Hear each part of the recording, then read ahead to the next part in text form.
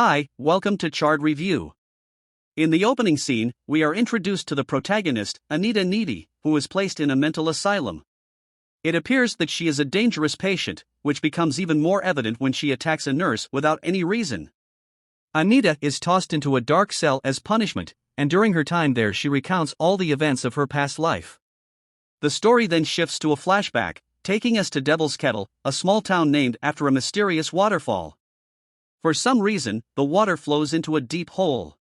No one knows where it goes, and even scientists are baffled by this phenomenon. Anita then tells us about her best friend Jennifer, a popular and attractive cheerleader at their college. Unlike herself, despite having very little things in common, the two enjoy each other's company. Anita also has a boyfriend named Chip, but she holds a stronger affection for her best friend than for her romantic partner, Jeb. On a particular evening, Jennifer invites Anita to a local dive bar where an indie rock band named Low Shoulder is going to perform. Upon their arrival, Jennifer gets drawn to the lead performer, Nicholas, so she approaches him. The two then shot for a while and Jennifer is sent to get some drinks. While she is away, Nicholas approaches his bandmates and discusses Jennifer's virginity, saying she will be perfect for their projects. Their indie rock concept album Anita, who overhears their conversation, feels weird and later shares it with her best friend. However, Jennifer doesn't pay much attention to it. Soon after the band starts their performance everyone begins to enjoy themselves. However, a sudden electrical short circuit causes a fire that rapidly spreads throughout the bar. Chaos ensues as people scramble to save their lives. Amidst the commotion, the two friends manage to escape through a bathroom window. Surprisingly, the band members are already outside, acting in a relaxed manner as if nothing happened. They talk for a while and out of the blue, Nicholas asks Jennifer to join them. The whole thing creeps Anita out, but Jennifer agrees without any hesitation. She even ignores her best friend. Gets into the guy's van.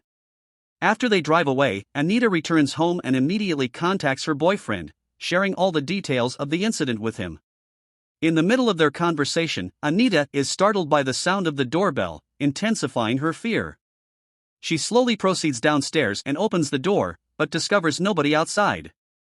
With a sense of unease, she returns to her room, but then hears noises coming from the kitchen. Anita goes to investigate the source, only to find Jennifer completely covered in blood. To make matters more creepy, she lets out an evil smirk. Jennifer then opens the fridge and starts to devour raw chicken. Just then, she screams at the top of her lungs and vomits a trail of dark fluid. It appears as if she has been possessed by some sort of devilry. Either that or she's had one too many white claws. The whole scenario is too much for Anita to handle, so she attempts to call for help, but Jennifer quickly pins her against the wall. She then prepares to bite and eat his neck, but something takes over her. And she suddenly runs away from there. The following morning at school, Anita appears disturbed, unable to shake off the events of the previous night. She also worries about her best friend. But much to her surprise, Jennifer appears in a completely fine state and dismisses Anita's concerns. Shortly after, their professor offers condolences for those who lost their lives in the bar incident from the previous night. Everyone is saddened by the news, but Jennifer remains indifferent and even mocks the situation. Confused, Anita wonders what is wrong. With her best friend, she knows that her behavior has something to do with the Low Shoulder band. Later, Anita seeks out Chip and tells him everything about Jennifer, including her evil appearance from the other day. Sounds like she just had one too many white claws, babe. On the other hand, Jennifer approaches the college football team captain Jonas, who's grieving the loss of his best friend. Apparently, he also died in the fire incident. With words of comfort, Jennifer leads him to the forest located behind their college. Once there, she begins to seduce him and she does a really good job. And at the same time, several birds and animals mysteriously start surrounding them. Just as Jonas is about to inquire further, Jennifer transforms into her evil form and brutally disembowels him to death. His chilling screams are heard by a college professor who rushes to the scene and finds his mutilated corpse. This is exactly what I would look like after Megan Fox had her way with me. Later in the evening, Anita and Jennifer engaged in a phone conversation. Anita remains haunted by the incident, but Jennifer urges her to move on. Emphasizing that life is too short for these things, in the midst of their conversation, Jennifer deliberately burns her own tongue with a lighter, yet she remains unharmed. Just then, Anita is called by her boyfriend, who shockingly informs her about Jonas's murder, making her even more worried. Meanwhile, Low Shoulder gains a lot of popularity due to the false rumors that they saved a bunch of people during that fire. Hundreds and thousands of people start requesting them for a concert, and a charity appearance at the local school is finally confirmed. Bad for a band that named themselves after a move that Macop gets at level 7. Following this, the movie cuts to 1 month later. The locals, including Anita, are finally able to smile again and move on from the tragic incident. However, Jennifer appears lethargic, weary, and unwell. One day after class, she and Anita are walking down the hallway when a classmate named Colin asks her out on a date. Surprisingly, Jennifer accepts the invitation and texts him her address, inviting him to her place, but he's about to get sucked dry. Later that night, Colin eagerly drives to the location provided by Jennifer while Anita and Ship spent intimate time together. Upon arriving at the destination, Colin realizes that the area is deserted and the house is still under construction. It's sketchy, but this is the arbiter of MGK's seed we're talking about. So he enters the house anyway and encounters Jennifer, who momentarily startles him from behind. Without wasting any time, she begins to seduce and kiss him, and for the first few minutes, everything goes as normal, and the poor boy has a wonderful time, but then he notices a disturbing change in Jennifer's eye. Colin tries to run away from there, but the evil girl once again transforms into her monstrous self and mercilessly kills him. She even drinks his blood in a sadistic manner. Guess she's getting married to him. Meanwhile, Anita, who was in the middle of romance, suddenly starts hallucinating. She sees Jonah's spirit on the couch and blood dripping from the ceiling. This unsettling experience terrifies her, leading her to abruptly leave Chip's place and drive away. However, it is not the end of her worries as she almost runs over Jennifer, who is drenched in blood. Filled with panic, Anita rushes back home and locks herself in her bedroom, attempting to calm her disturbed mind. She lies down in bed. However, to her dismay, she finds Jennifer present in her room, appearing normal once again.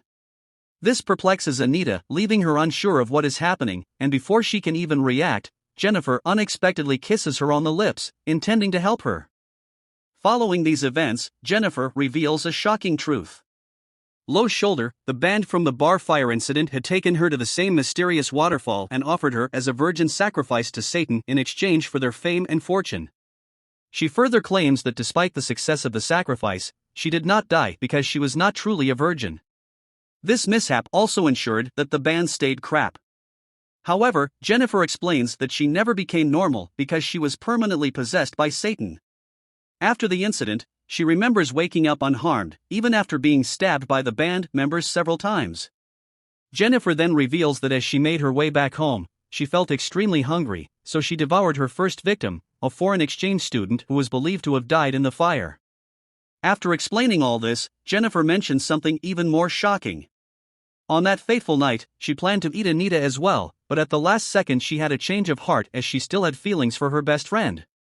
Jennifer goes on to explain that after feeding, she exerts extra strength and can endure virtually any injury without experiencing pain.